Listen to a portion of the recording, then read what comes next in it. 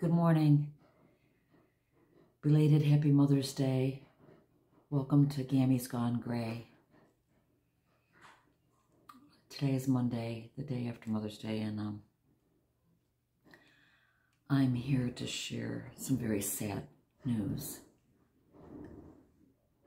I'm going to do my very best not to cry through this whole thing, so forgive me if I have to take a couple seconds in between breaths so I don't cry.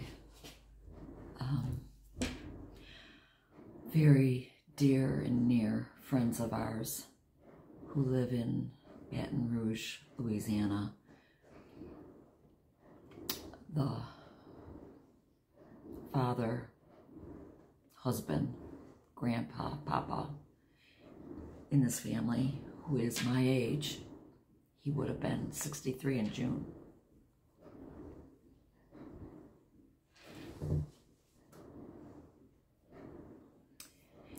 Passed away last night from COVID.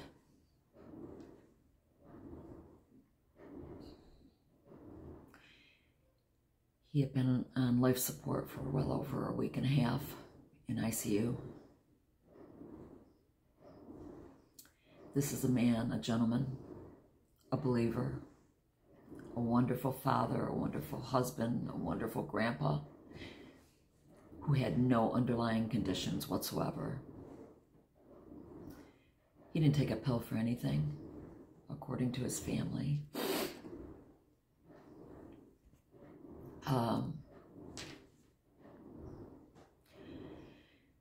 His wife had it, but she recovered quickly without any residual problems, and she does have other issues. And yet this man who had no issues, and I will quote his son, healthy as a horse, dies.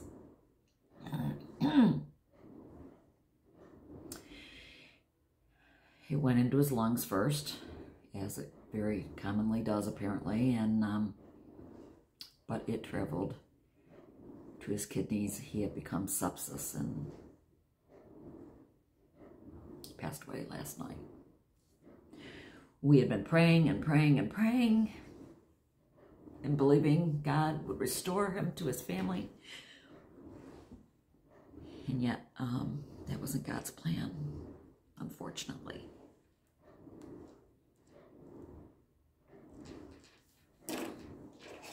To say the very least, I'm shattered. I'm shocked. I didn't believe for a minute that this man was going to die. His family didn't ever, it didn't cross their minds until the very end that this was even a possibility.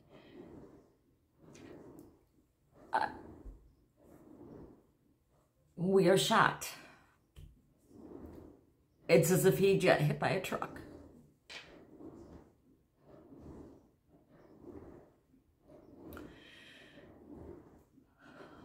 So the question of vaccines comes up, of course.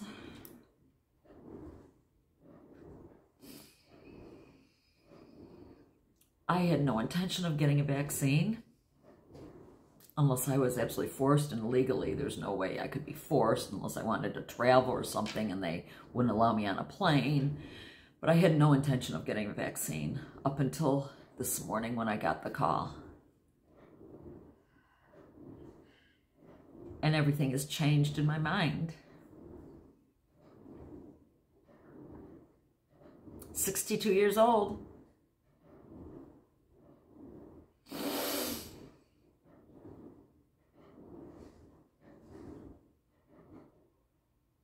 Healthy and gone. All due to COVID.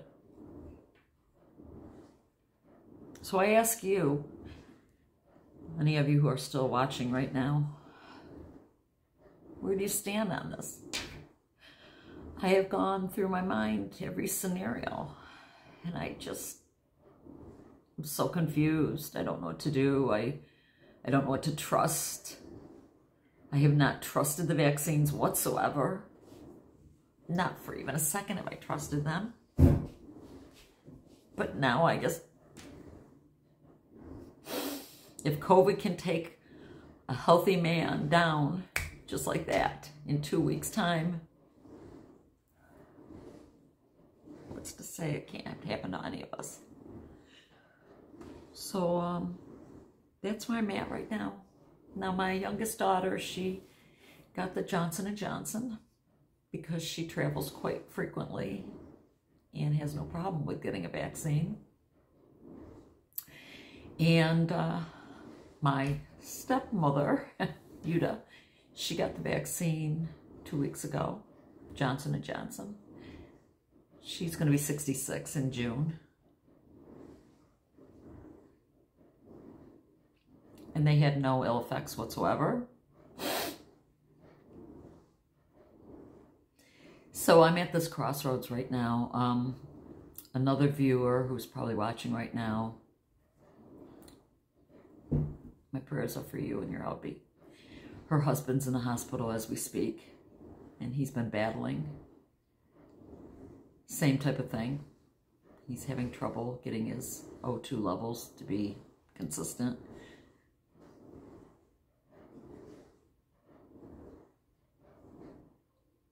I've never met these people. The couple the man that I just spoke of, who's in the hospital right now, I've never met them, but I have a very strong attachment to his wife through this forum, and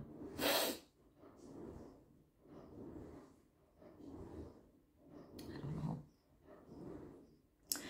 I can't do anything until my shingles have cleared up, and let me give you an update on that. What are we, week into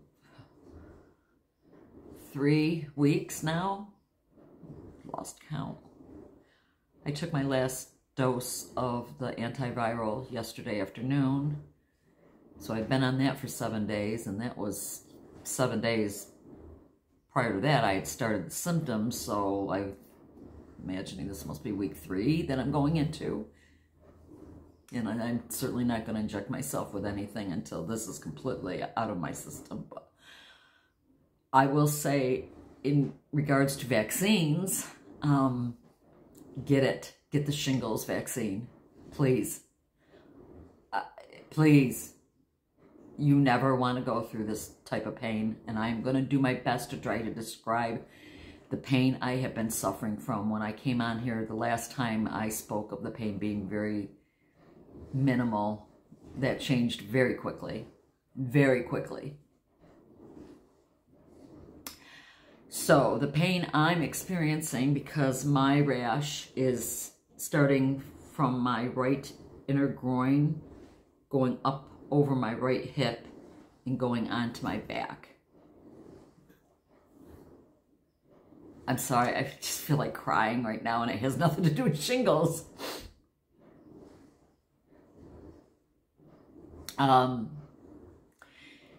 So the internal pain I have is if I'm having an appendicitis, a ruptured ovary,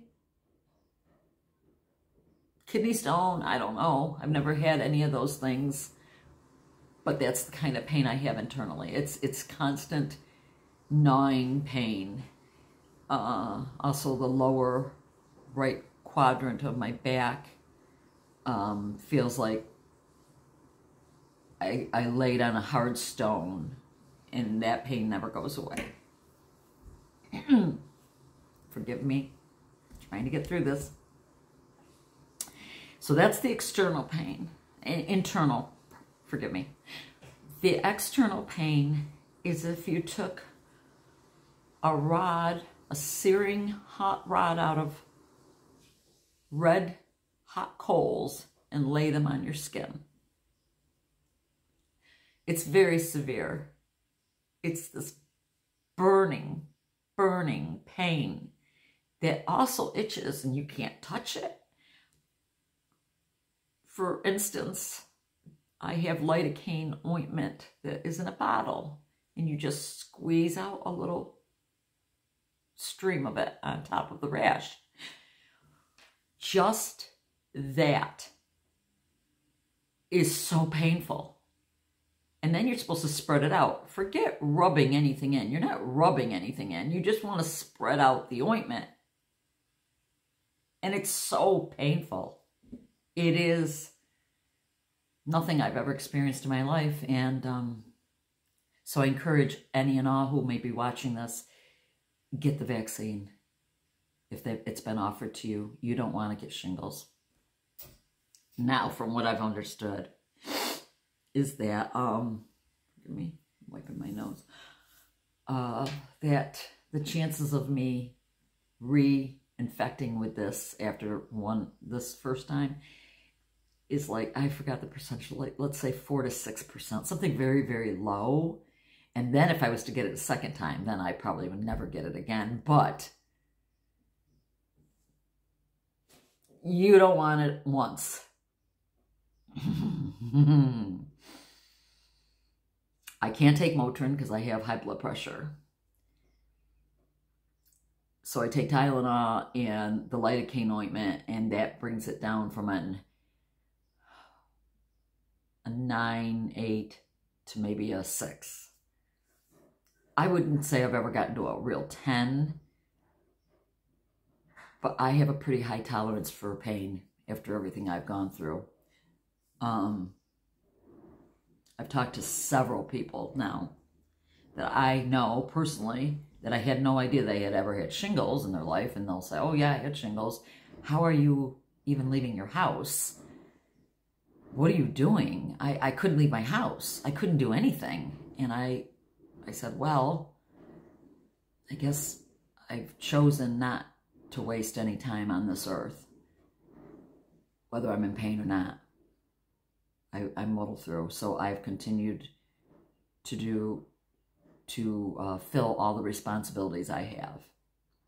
I have not backed off on anything since I came back from our vacation. My daughter said, why didn't you mention to us that you weren't feeling well? And I was like, I wasn't going to ruin our trip. What could you do? There was nothing anyone could do. And she goes, we would have never known you were in any pain or you were suffering in any way. And I said, that's how I roll now. This is just how I roll. This year's really sucked. Not quite sure if 2020 was worse. Pretty sure 2021's been worse. I broke my nose. I lost my dog. I lost a dear friend. And it's May. And I got shingles. 2021 is sucking really bad, by the way.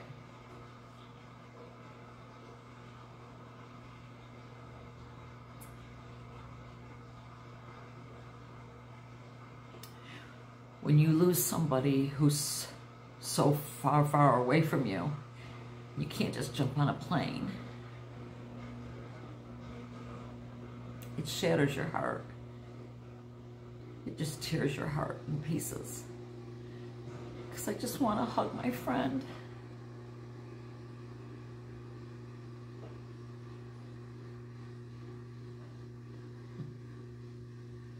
I just want to hug her.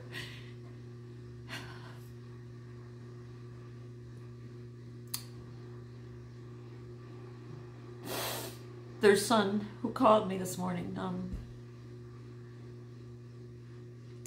he's our surrogate son.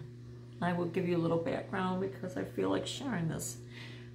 Years ago, he was stationed at Fort Drum.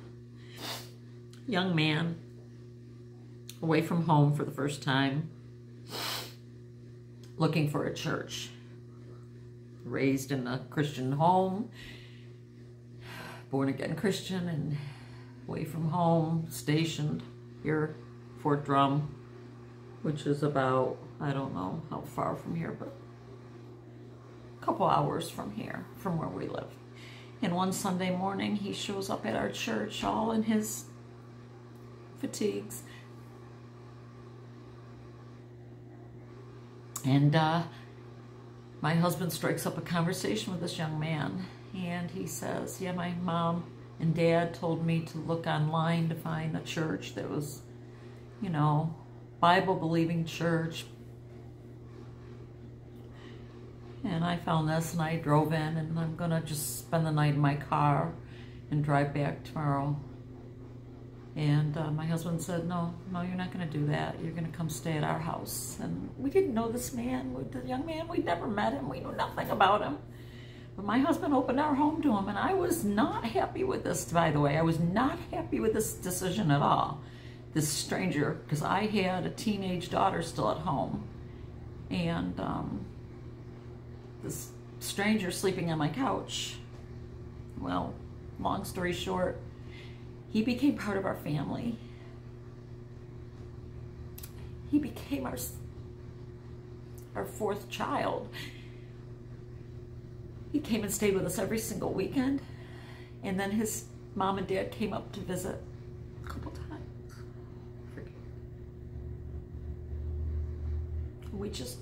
We were family.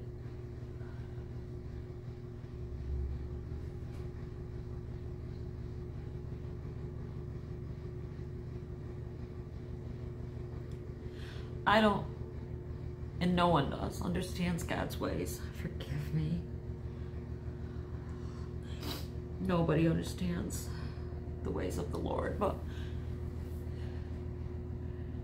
when the man who did my family so wrong and is a monster in every sense of the word is still alive and well, and yet this good man who had a loving family, devoted family, and he was devoted to them, and the Lord takes him home and leaves this monster still on this earth.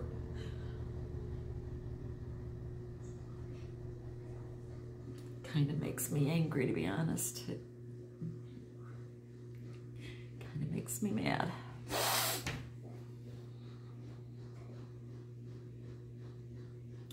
So,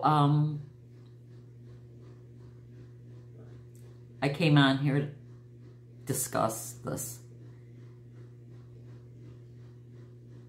What do you all think about getting the vaccine? Nay or yay, I don't care. I respect both sides of the fence. I do not judge anyone for getting it, and I'm not going to judge anyone for not getting it. I just would like to hear opinions. So if you wouldn't mind, if you've come on and watched this, please leave a comment below. Let me know your feelings and what you've learned about these vaccines and what you know and what you think you know. I ask that you lift up this family in prayer, that the Lord will peace them and get them through these dark, dark days ahead of them. And for this other brother in the Lord who's in the hospital right now, his wife is watching, probably watching right now. I love you. Please lift him up in prayer that he will recover from this and be restored to his wife. So thank you for coming on. I'm sorry that this is such a dark, dark vlog, but I wanted to come on and share this with you all. And thank you for watching. I have nothing more to say.